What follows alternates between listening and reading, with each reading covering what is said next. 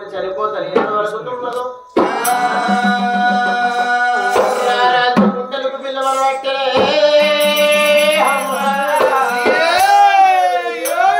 గుండెలకు పిల్లలు అంటున్నాయి కార్యాలు పోరాడుతున్నాయి గోమామా సుందర దేవి నువ్వు చనిపోయాక నేను బ్రతుకుతాననుకున్నవా దేవి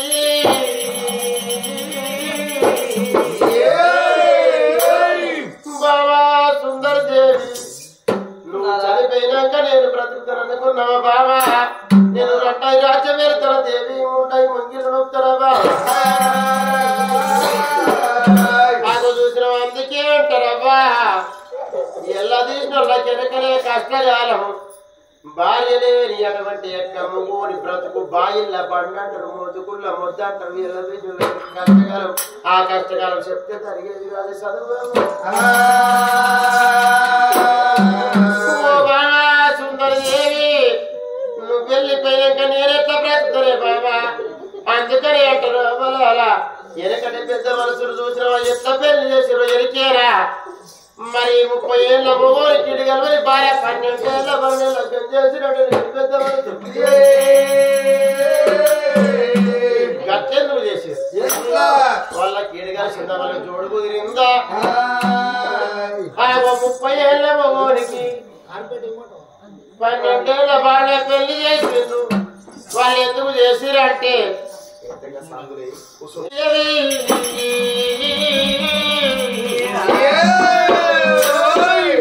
మొగోడు ముందుగా చచ్చిపోవాలి ఎనక తిరిగి అడవిలో ఎనక తిరిగి రావాలి ఆకు ఎందుకొరకంటే చూసినవా మొగోడు ముందుగా చనిపోతే భర్త వచ్చిన ముసలం ఉన్నట్టు ఉంటే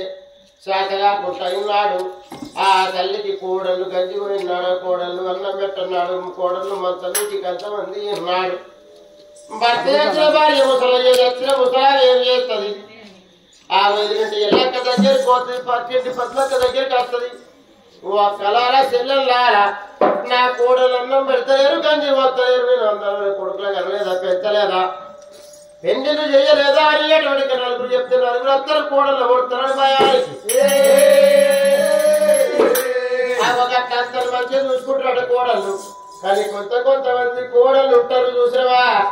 ఒకవేళ భార్య వచ్చిన భర్త ముసలవ్వ వచ్చిన ముసలోడు ఉన్నట్టు ఉంటే కోడళ్ళు అన్నం పెట్టన్నాడు ఎందుకంటే చూసినవా కొంతమంది కోడళ్ళు అబ్బాబా నా మామలేందిరా కొడు నా భర్త ఎట్లొచ్చిన నా భర్తలో నీ ఇంటికి యజమానురాలు నేనెట్లయినా మామకు చూసింది పెడతారు చూడండి పెడతారు ఏమనుకున్నా అందరికీ కొంచెం అడవి ఇక మామ వెంటనే వాళ్ళు తింటారు కొంతమంది కోడళ్ళు అయినా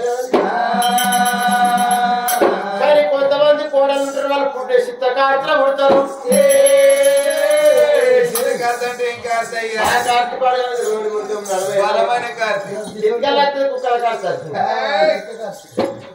ఇక వాళ్ళు ఏం చేస్తారు మంచిగా వండుకుంటారు మంచిగా వండుకొని పుల్లలు వండుకొని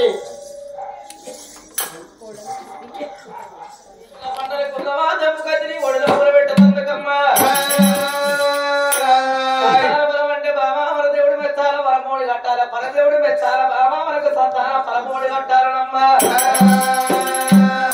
అందుకొరకు బాబా 7 బండ్ల బంగారం సెలబెడుతున్న ఇళ్ళ బంగారం మల్లల పోసుకొని తిరుపతి తీరక మనంది వెళ్ళిపోవాలి తిరిగి బాబా మన గర్భంలో కన్న విష పరమేసుకుందామమ్మా మరి కార్యకార పిల్లగా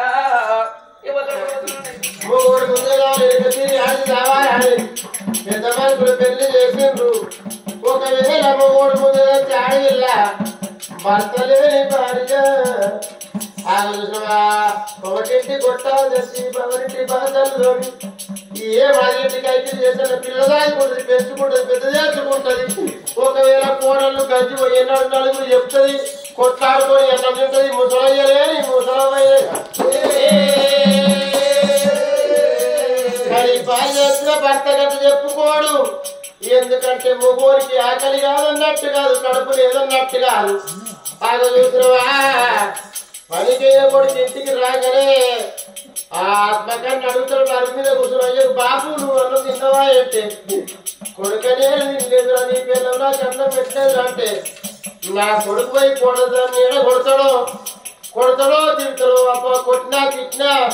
ఇవాళ ఒకటికి అన్నం పెట్టి నా కొడదు మామాలను కొట్టిపిస్తాను రేపు రెండింటికి పెట్టు మూడింటికి పెట్టు అన్నా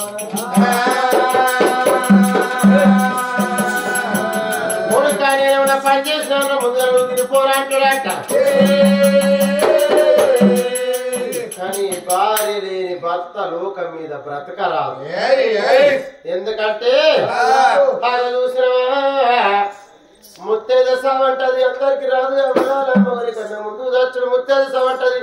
100కి ఒక్కరికే వస్తుంది 100 మంది ఒక్కరికి వస్తుంది కానీ అందరికి వచ్చేది కాదా ఓ బావా నువ్వు చచ్చాక నేను బ్రతుకుతున్నా బావా తప్పకుండా నువ్వు అన్నట్టు తిరిగి అతను సంకల్పం తెచ్చుకుందామని ముందుకు ఒక్క అడిగేసి ఆలోచన చేస్తున్నాడు రారాజు వడవటికేమిరా రారాజు ఆలోచన చేసి ఏమన్నాడు బామా 7 కొడుకులు మనకున్నారు 6 లగ్గాలు చేసాం 6 కోడలు మనకు నేను 70 ఏళ్ళకి అటువంటి కనుకనేమి తక్కువ అంటే 60 ఏళ్ళకి ఎచ్చు నేనున్నా 50 ఏళ్ళకు తచ్చు నువ్వు ఉన్నవే బాబా మరి ఇప్పుడు అడిగిన పర్వతం మంగిపోతుంది బాబా కథ ఎప్పుడు చెప్పే కథ లేకపోతే బిడ్డ పాలన లేకపోతే చస్తావా సచ్చి పీకుడే బిడ్డ పాలన లేకపోతే పీకుడే ఎవరు చెప్పిన బుద్ధి బావా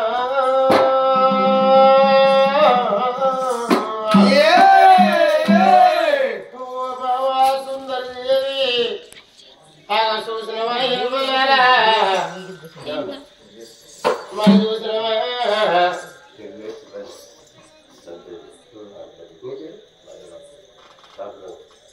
మరి అన్న రామచంద్రరావు గౌడైనా